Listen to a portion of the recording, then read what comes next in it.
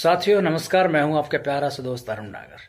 आज हम बात करेंगे 90s के दौर के सिनेमा की। उस दौर में जो फिल्में बनती थी वो ज़्यादातर मारधाड़ वाली बनती थी, रिवेंज ड्रामा हुआ करते थे, बदले की आग हुआ करती थी। और इस दौर को 70s, 80s और 90s में हमारे दर्शकों ने खूब इंजॉय भी किया, जहां धर्मेंद्र, सनी देओल, मिथुन, इन सब की रिवेंज ड्रामा फिल्में बहुत आती थी। आज हम बात करेंगे 90 के दौर में एंट्री लेने वाले दो ऐसे बड़े एक्टर्स के बारे में जिन्होंने एक दो साल के अंतराल में ही फिल्मों में एंट्री ली थी। तो सबसे पहले बात हम करते हैं शाहरुख खान के बारे में, जिन्होंने 90s के दौर में एंट्री ली थी बॉलीवुड में।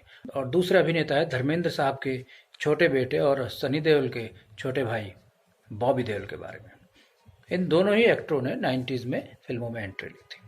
ये अलग बात है कि शाहरुख खान बहुत बड़े स्टार बन चुके हैं, बादशाह खान बन चुके हैं, किंग खान बन चुके हैं, और बॉबी देओल अपने शुरुआती दौर में ढेर सारी हिट फिल्म देने के बावजूद भी आज भी अपने आप को बेस्ट एक्टर साबित करने में लगे हुए हैं। हालांकि मैं पर्सनली आपको बता दूं कि मुझे बॉबी देओल एक बेहतरीन एक्टर लगता है। तो बात करते हैं किंग खान की, जिन्होंने साल 1992 में आई फिल्म दीवाना से अपना एक्टिंग डेब्यू शुरू किया था। हालांकि उससे पहले वो 5-7 टीवी सीरियल्स कर चुके थे दिल्ली में रहकर, जिनमें सर्कस, वागले की दुनिया, इस तरीके से कुछ ऐसे सीरियल्स थे। 3 साल बाद बॉबी देओल ने सन 1995 में अपनी पहली फिल्म बरसात से बॉलीवुड में अपना पहला कदम रखा था। बहुत कम लोग जानते होंगे कि बॉबी देओल ने साल 1977 में रिलीज हुई फिल्म धर्मवीर में, धर्मेंद्र जितेंद्र की जो फिल्म थी धर्मवीर, उसमें बॉबी देओल ने अपने पिता धर्मेंद्र के बचपन का रोल प्ले किया था। तो ये दोनों ही एक्टर अपनी पहली बॉलीवुड फिल्म में आने से पहले एक तो सीरियल में काम कर चुके थे और दूसरे ने चाइल्ड एक्टर के रूप में काम किया था। तो अब हम बात करते हैं बॉबी देओल और शाहरुख खान की। वैसे तो इन दोनों ही कलाकारों की पहली फिल्म रिलीज के साथ बॉक्स ऑफिस पर छा गई थी, लेकिन बॉबी अपने स्टारडम को संभाल नहीं पाए और शाहरुख आज भी अपनी जो पकड़ है इंडियन ऑडियंस पर और ओवरसीज ऑडियंस पे, वो अपनी पकड़ बहुत मजबूत बनाए हुए हैं शाहरुख खान। आज हम आपको शाहरुख खान और बॉबी देओल की उन दो फिल्मों के बारे में बताएंगे जो एक ही टॉपिक पर बनाई गई थी और दोनों ही फिल्मों ने रिलीज होते ही बॉक्स ऑफिस के सारे रिकॉर्ड्स तोड़ दिए थे। साल 1993 में आई थी शाहरुख खान की फिल्म बाजीगर और साल 1998 में आई थी बॉबी देओल की फिल्म सोल्जर। दोनों ही बदले की आग पर, रिवेंज लेने पर यह फिल्म आधारित थी। सोल्जर जो है ये एक वास्तविक घटना हुई थी, जहां एक महिला के माथे पर लिख दिया था कि उसका पति देशद्रोही है। तो वही सेम चीज जो है राखी जी के माथे पर लिखा जाता है कि तेरा पति देशद्रोही है। खास बात यह है कि ये जो दो फिल्में हैं इन दोनों के डायरेक्टर सेम है, अब्बास और मस्तान बर्मा वाला। ये बर्मा से आए थे बेसिकली, अब्बास और मस्तान दोनों भाई हैं, सगे भाई हैं, और ये बर्मा से आए थे तो इसलिए इनका सरनेम जो वो बर्मा वाला कहा जाता है। दोनों फिल्मों के डायरेक्टर बाजीगर के और सोल्जर के सेम अब्बास मस्तान। दोनों फिल्मों के प्रोड्यूसर भी सेम ही थे और दोनों फिल्मों के म्यूजिक डायरेक्टर भी अन्नू मलिक ही थे। ये दोनों ही फिल्में सेम थीम पर बनी थी, थ्रिलर। दोनों का जो स्टोरी बेस था वो बदला था। दोनों फिल्मों के हीरो बचपन से ही बदले की आग में जल रहे होते हैं। शाहरुख खान भी बदले की आग में जल रहा होता है और बॉबी देओल भी। इसके अलावा दोनों ही फिल्मों में माँ के रोल एक ही एक्ट्रेस ने किए हैं, राखी गुलजार जी। और दोनों फिल्मों में हीरो विलन तक पहुंचने के लिए हीरोइन का सहारा लेता है। बाजीगर में शाहरुख खान पहले शिल्पा शेट्टी का सहारा लेता है, फिर काजोल का सहारा लेता है, और ऐसे ही इसमें बॉबी देओल भी प्रीति जिंटा का सहारा लेता है विलन तक पहुंचने में। तो सेम कॉन्सेप्ट था ऑलमोस्ट, थोड़ा बहुत चेंज किया गया था। 8.5 करोड़ के बजट में सोल्जर का निर्माण हुआ था। बॉक्स ऑफिस पर इसने 38-39 करोड़ की कमाई की थी, बहुत बड़ी हिट थी, और साल 1998 की ये सबसे ज्यादा कमाई करने वाली दूसरी फिल्म बनी थी। जबकि शाहरुख खान की फिल्म बाजीगर को बनाने में 4 करोड़ का बजट लगा था और इसका वर्ल्ड वाइड बॉक्स ऑफिस जो कलेक्शन था वो था 32 करोड़ रुपए। ये साल 1993 की चौथी सबसे ज्यादा कमाई करने वाली फिल्म बनी थी और ये दोनों ही फिल्में बॉक्स ऑफिस पर ब्लॉकबस्टर साबित हुई थी। अब्बास मस्तान की गिनती उन निर्देशकों में होती है जिन्होंने अक्षय कुमार और शाहरुख खान को उस वक्त अपनी फिल्मों में मेन लीड कास्ट किया था, जब ये दोनों ही एक्टर स्टार नहीं बने थे। जी हाँ, अक्षय कुमार को उन्होंने खिलाड़ी फिल्म में कास्ट किया था। फिल्म बहुत बड़ी हिट हुई थी और शाहरुख खान को बाजीगर में। दोनों ही उस टाइम पे इतने बड़े नाम नहीं हुआ करते थे, और दोनों ही फिल्में जो बनाई हैं, खिलाड़ी और बाजीगर, दोनों ही ब्लॉकबस्टर हुई हैं। ऐसे ही बॉलीवुड में एक और निर्देशक है जिन्होंने कई बार नए स्टार्स को लेकर फिल्में बनाई है, दाव खेला है नए स्टार्स पर, और जिनमें अधिकतर में वो कामयाब भी हुए। लेकिन उन डायरेक्टर ने 2 बार शाहरुख खान को अपने फिल्म में काम दिया, लेकिन दोनों ही बार उनका ये डिसीजन जो है वो गलत साबित हुआ। दोनों ही बार उनको भारी भरकम नुकसान उठाना पड़ा। महेश भट्ट साहब ने शाहरुख खान को साल 1996 में आई फिल्म चाहत में कास्ट किया था। इस फिल्म में शाहरुख खान की बेटी पूजा भट्ट भी उनके साथ लीड में नजर आई थी। सपोर्टिंग में थे, मेन विलन थे नसरुद्दीन शाह साहब और राम्या कृष्णन, जिन्हें आप लोगों ने बाहुबली फिल्म में राजमाता शिवगामिनी के रोल में देखा होगा। उस रोल की भी एक खास कहानी है, क्योंकि वो रोल राम्या कृष्णन से पहले श्रीदेवी को ऑफर हुआ था, लेकिन उन्होंने एन वक्त पर उस फिल्म को करने से मना कर दिया था, और वो रोल राम्या कृष्णन की झोली में आ गिरा था। तो राम्या ने भी शाहरुख खान के साथ फिल्म चाहत में काम किया, और बहुत बोल्ड कैरेक्टर था इनका उस फिल्म में, जिसको महेश भट्ट साहब ने डायरेक्ट किया था। इस फिल्म में अनुपम खेर भी थे, उन्होंने भी एक सशक्त भूमिका निभाई थी। बड़े बड़े स्टार्स वाली ये फिल्म थी, लेकिन उसके बावजूद ये बॉक्स ऑफिस पर फ्लॉप साबित हुई थी। अब बात करते हैं महेश भट्ट साहब के निर्देशन में बनी दूसरी फिल्म की। तो ये दूसरी फिल्म थी साल 1998 में आई किंग खान की फिल्म डुप्लीकेट। इस फिल्म में शाहरुख के साथ सोनाली बेंद्रे हीरोइन थी और जूही चावला। 2 शाहरुख खान इसमें थे, डबल रोल था, और दोनों की हीरोइन एक जूही चावला थी और दूसरी सोनाली बेंद्रे। काजोल ने भी एक गेस्ट अपीयरेंस इस फिल्म में किया था। इस फिल्म का म्यूजिक जितना बड़ा हिट हुआ था, उतनी ही बड़ी फ्लॉप ये फिल्म साबित हुई थी, जिसे दर्शकों ने सिरे से नकार दिया था। इसका एक और कारण भी था कि ये फिल्म फ्लॉप क्यों हुई है, कि डुप्लीकेट फिल्म जब आई थी तो उसी दौर में अक्षय कुमार की एक और फिल्म आई थी जिसका नाम था अफलातून, जो बिल्कुल डुप्लीकेट की कहानी से मिलती जुलती थी, हूबहू सेम स्टोरी थी। और ये दोनों फिल्में जिस हॉलीवुड फिल्म से इंस्पायर्ड थी उसका नाम था द होल टाउन्स टॉकिंग। जी हाँ, ये साल 1935 में रिलीज हुई थी और बहुत बड़ी हिट फिल्म हुई थी हॉलीवुड में।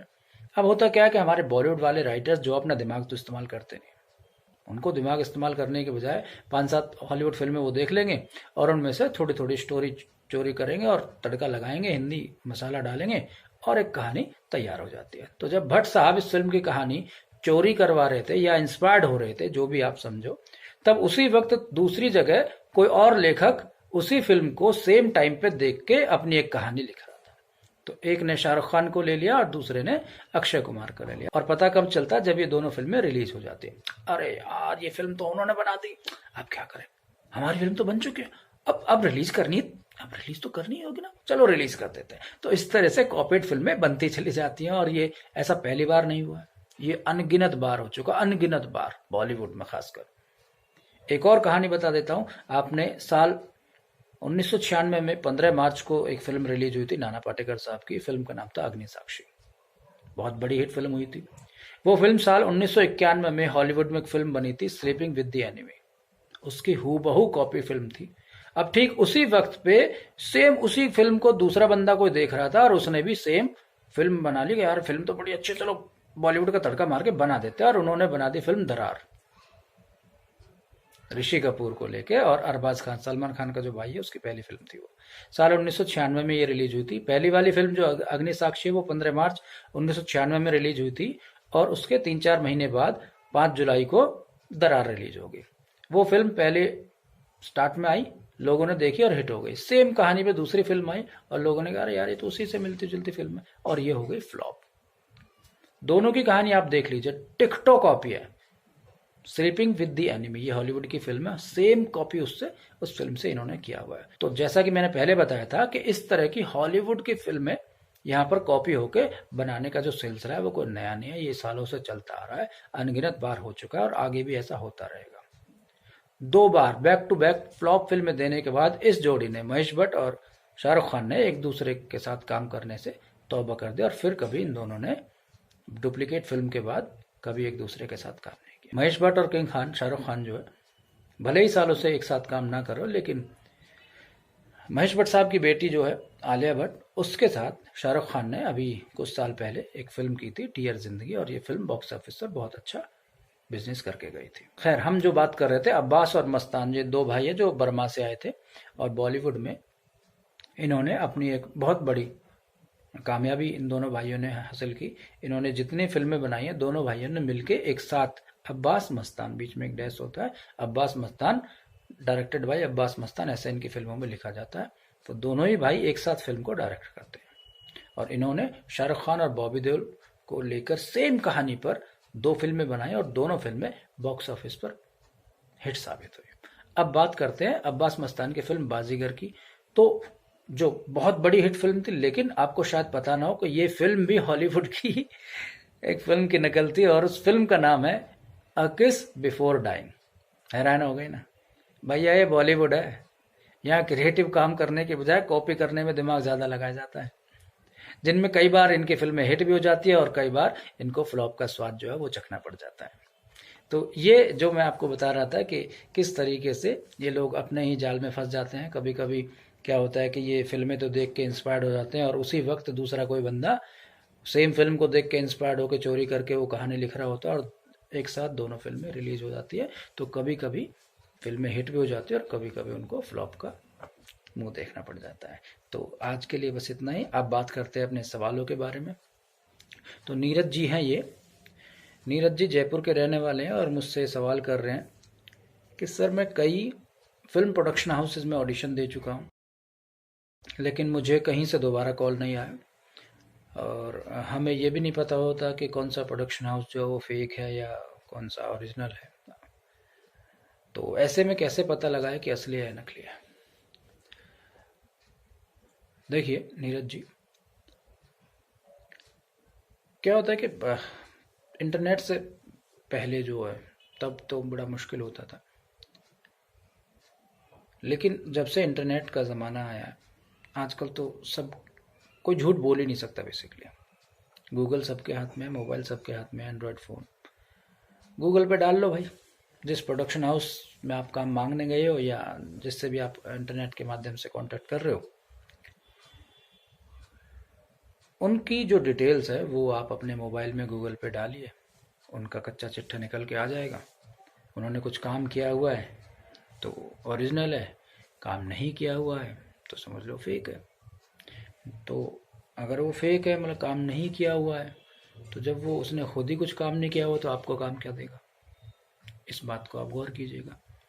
अब कई लोग ऐसे कहेंगे सर हर प्रोडक्शन हाउस कभी ना कभी तो नया होता है। हाँ बिल्कुल होता है, लेकिन प्रोडक्शन हाउस में जो काम करने वाले बंदे होते हैं वो नए नहीं होते। बेसिकली कोई भी ऐसा तो है नहीं कि कोई नया बंदा उठा और उसने जो है फिल्म प्रोडक्शन हाउस खोल लिया कि भैया मैं तो फिल्में बनाऊंगा। ऐसे तो होगा नहीं। फिल्म की ट्रेनिंग होती है प्रॉपर, कोई ना कोई किसी ना किसी डायरेक्टर का असिस्टेंट होता है कोई ना कोई। तो जैसे मैं हूँ, मैं अपनी बारे में बता दूँ तो मैंने पहले 5-7-8 साल जो है एज एन असिस्टेंट काम किया है, वहाँ टीवी सीरियल्स किए हैं। तो दिखाने के लिए बहुत कुछ होता है। अगर जैसे मैं भी फिल्म बना रहा था, पहली फिल्म थी मेरी गुर्जर आंदोलन, आज से 10 साल पहले। तो जब मैं फिल्म बनाने निकला था तो मेरे पास बहुत सारा काम था जो मैंने टीवी सीरियल्स में किया था, जो सोनी पे भी आए थे, जी टीवी पे भी आए थे, सहारा पे भी आए थे, स्टार प्लस पे भी आए थे। तो इस तरीके के बहुत सारे काम का डाटा मेरे पास था। तो कोई ये नहीं कह सकता कि फ्रॉड है, क्योंकि मैं इतना काम कर चुका था। अब जो बंदा जिसके पास आप गए हो, तो या तो उसने पहले फिल्में की होंगी, वो अपना आपको बता ही देगा, इंटरनेट पे सब कुछ अवेलेबल होता है, या उसने किसी और बंदे के अंडर में काम किया होगा। तो इनमें से दो में से कोई एक काम तो होगा ही होगा। या तो वो खुद इतना बड़ा नाम होगा कि उसके बारे में बात करने की ज़रूरत ही नहीं है, या उसने किसी के अंडर में काम किया होगा। अब बहुत से लोग ऐसे भी करते हैं कि IMDb पे जाते हैं और IMDb पे किसी और की फिल्म में अपना नाम ऐड कर देते। तो इन चीज़ों से भी आपको बचना होगा, ठीक है। तो जिन फिल्मों में नाम ऐड किया है उन फिल्मों में एक बार उन फिल्मों को ही देख लो कि उनमें उस बंदे का नाम है या नहीं है। तो इस तरीके से ये काम तो आपको खुद ही करना पड़ेगा कि भाई अब कोई स्पेशल बंदा तो आपके लिए बैठेगा नहीं। अब मैं जितना आपको सलाह दे सकता हूँ तो बस इतना ही काम कर सकता हूँ। मैं स्पेशली देखने तो नहीं बैठूंगा या कोई और बंदा नहीं बैठेगा। ये काम आपको खुद करना पड़ेगा। जिस प्रोडक्शन हाउस में आप गए हो उस प्रोडक्शन हाउस की जो जानकारी है वो इंटरनेट पे आपको खुद ही सर्च करके देखनी पड़ेगी उसके बारे में। उसने क्या काम किया हुआ आपसे पहले, क्या उसकी वर्क प्रोफाइल है। विकीपीडिया सबका बना होता है, विकीपीडिया पे तो कोई फेक लिख ही नहीं सकता, मतलब उसकी बहुत ज़्यादा वो चीज़ें होती हैं, क्योंकि लिंक्स वगैरह मांगे जाते हैं विकीपीडिया में, तो लिंक्स तभी होते हैं जब कोई काम कर चुका होता है आदमी। तो इस तरीके की जो डिटेल्स हैं वो आपको खुद निकालनी पड़ेंगी कि ये बंदा फेक है या ये ओरिजिनल है, जो भी है। ठीक है, तो मेरे ख्याल में आपके सवाल का जो जवाब है वो मिल गया होगा आपको। अब हम बात करते हैं बर्थडे सेक्शंस के बारे में। तो अब हम बात करते हैं बर्थडे सेक्शंस के बारे में। आज हमें मैसेज आया है रवि गर्ग जी का, ये शिकोहाबाद उत्तर प्रदेश के रहने वाले हैं। ये एक प्रोफेशनल सिंगर हैं और आज इनके बेटे का जन्मदिन है। इनके बेटे का नाम है श्रेयांश गर्ग, जिसका निक नेम है गोलू। तो श्रेयांश को हैप्पी बर्थडे। ईश्वर करे आप सदैव खुश रहें, बड़े होकर अपने माँ बाप का नाम, अपने समाज का नाम, अपने प्रदेश का नाम, अपने देश का नाम रोशन करें। Once again happy birthday Shreyansh. धन्यवाद। तो दोस्तों आज के लिए बस इतना ही। फिर लेकर आऊँगा बॉलीवुड के गलियारे से और नई जानकारियाँ, जिससे आप लोगों को बहुत खुशी होगी। आपसे एक निवेदन है कि अगर आपको मेरा प्रोग्राम अच्छा लगा हो तो आप जो है इस वीडियो को लाइक कीजिए, चैनल को सब्सक्राइब कीजिए, शेयर कीजिए। ऐसे ही और वीडियो आपके लिए फिर से लेकर आऊँगा। और आपकी कोई भी सवाल हो फिल्म इंडस्ट्री से रिलेटेड, एक ईमेल आईडी मैंने यहाँ पर दी हुई है, डिस्क्रिप्शन में भी है ईमेल आईडी और यहाँ स्क्रीन पर भी आप देख रहे होंगे। तो इस ईमेल आईडी पर आप जो है अपने क्वारीज जो है, क्वेश्चंस जो भी है वो आप मुझे भेजिए। मैं उनके सवालों के जवाब आपको देने की पूरी कोशिश करूँगा जितना मुझे नॉलेज है। 20 साल मुझे हो गए इस इंडस्ट्री में काम करते हुए, तो जो भी नॉलेज मुझे है थोड़ी बहुत वो मैं आपको देकर आपकी मदद करने की पूरी कोशिश करूँगा। अगर किसी एक का भी भला हो जाता है तो ये मेरे लिए खुशी की बात होगी। अच्छा दोस्तों, नमस्कार।